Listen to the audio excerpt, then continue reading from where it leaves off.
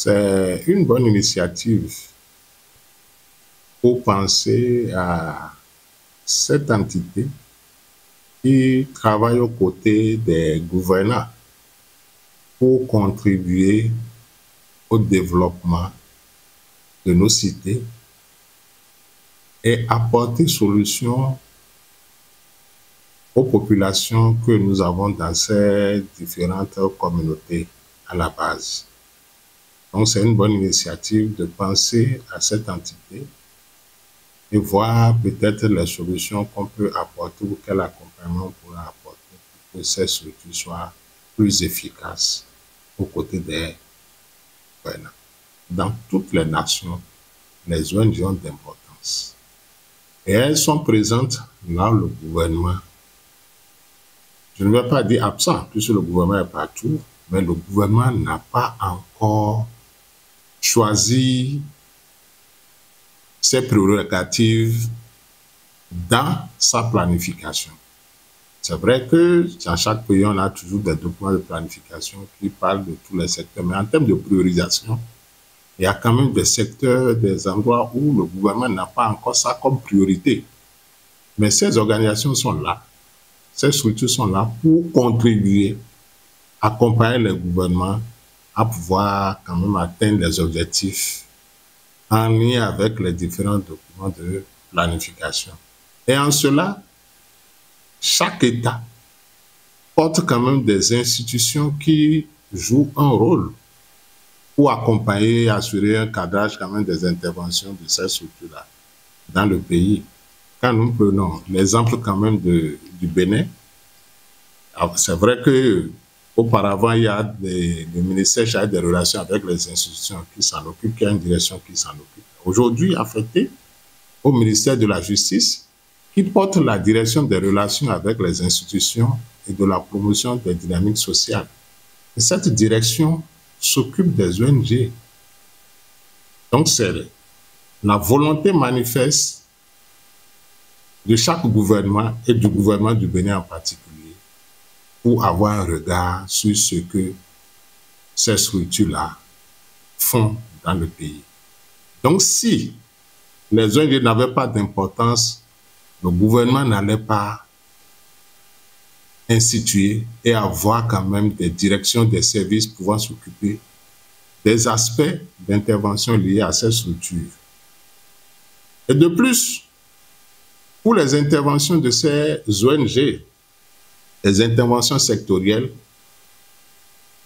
le gouvernement se permet de leur donner des autorisations d'intervention afin de leur accorder quand même des espaces d'intervention liés à leurs compétences pour ne pas rester en conflit avec le pouvoir régalien de l'État.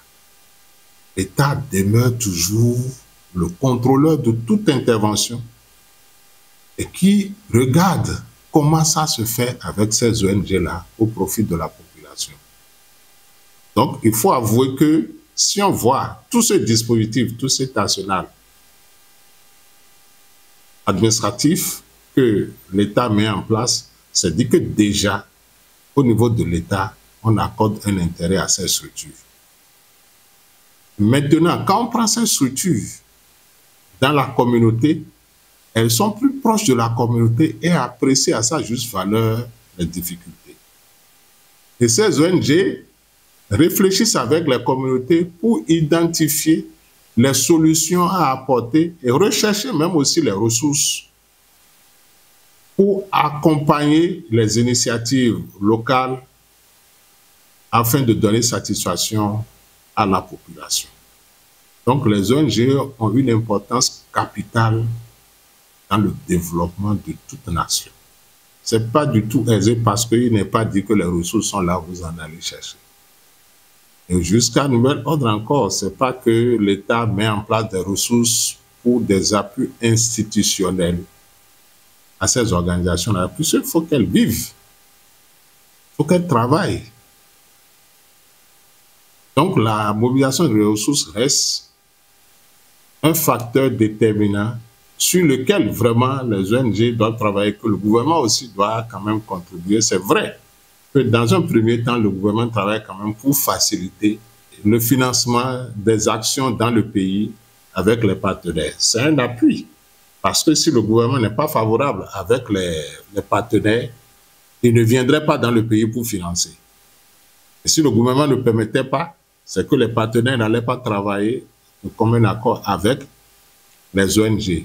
Mais les levées de fonds sont le goulot d'étranglement qu'il faut vraiment lever pour permettre aux ONG qui travaillent véritablement pour le développement de la nation, afin qu'elles puissent quand même assurer leur rôle, leur mission au profit de la population, bien sûr aux côtés du gouvernement.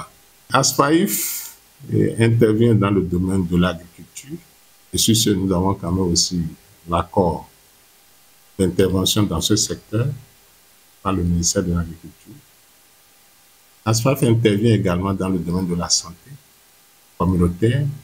Nous avons également aussi l'autorisation du ministère de la Santé pour intervenir dans ce secteur. Nous travaillons pour la promotion de l'entrepreneuriat des jeunes,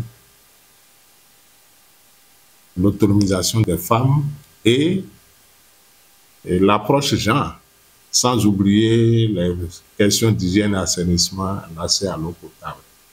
Voilà les secteurs dans lesquels nous intervenons, mais ceci toujours en collaboration avec les structures d'État qui s'occupent du contrôle. Donc tout ce que nous faisons en matière de l'agriculture, il y a forcément les directions départementales de l'agriculture, de l'élevage et de la pêche qui sont là et qui contrôlent les approches d'intervention.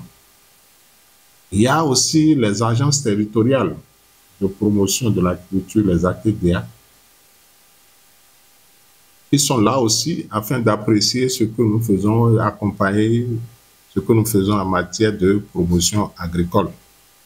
Normalement, pour ces journées, il devrait y avoir des séances d'échange, des colloques à l'endroit quand même des ONG pour resituer, revoir les problématiques même au niveau national, au niveau international, pour qu'on ait la même manière de voir un peu les problèmes posés aujourd'hui, étant donné que nous sommes déjà dans un monde ou un village planétaire, on est appelé à avoir la même perception des problématiques afin que les analyses soient faites conséquemment pour que les solutions convergent toujours vers les objectifs du millénaire, vers les objectifs des différents États, pour que ça soit vraiment des actions intégrées. Même que nous allions aussi même à des co-constructions, quand même des solutions à l'endroit de la population. Donc il faut quand même de ces actions et que le gouvernement réfléchisse. Je sais que l'État fait déjà beaucoup parce que nous avons quand même des agents qui travaillent.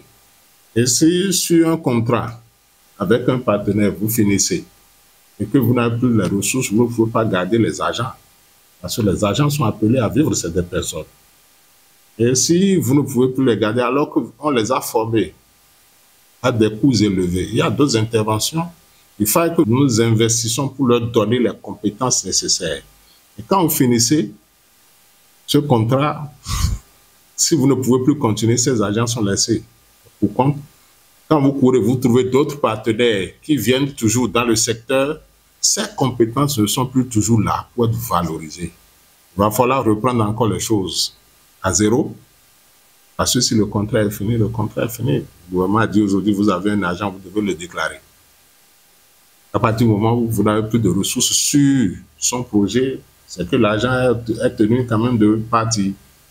Donc dans cette gestion-là, il y a que nous perdons beaucoup aussi des compétences qui devaient être valorisées au profit quand même de la communauté pour qu'on ait des solutions aussi beaucoup plus intéressantes.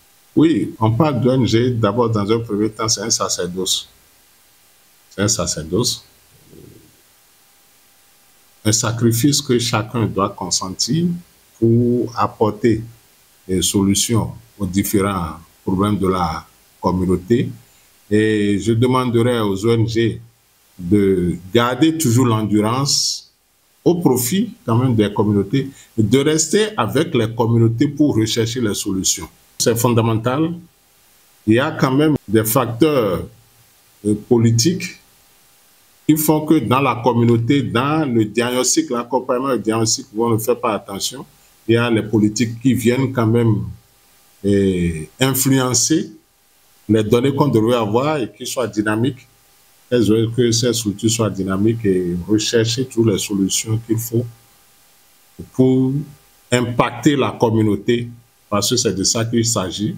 Les politiques passeront, mais les communautés, la population restera.